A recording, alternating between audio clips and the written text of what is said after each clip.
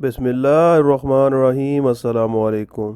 Saudi Arabia के रोज़ाना की बुनियाद पर कोरोना अपडेट के साथ अपना चैनल में हम आपको खुशामदीद कहते हैं।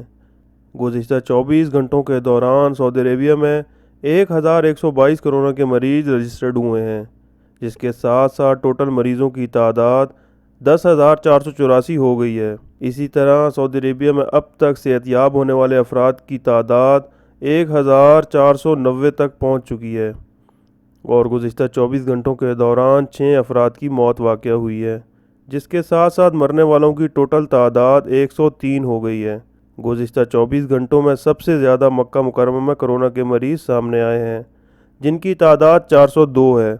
इसी तरह रियाद में 200, जद्दा में 186, मदीना में 120, दम्माम में 78, अल हफूफ में 63, अल जुबैल में 39, ताइफ में 16, अल खुबर में 5, अलबाह बुरेदा नजरान में 3, जबकि अलमुज़ाह, यम्बो, अलजुल्फ़ी, अलदरैया में एक मरीज़ सामने आया है।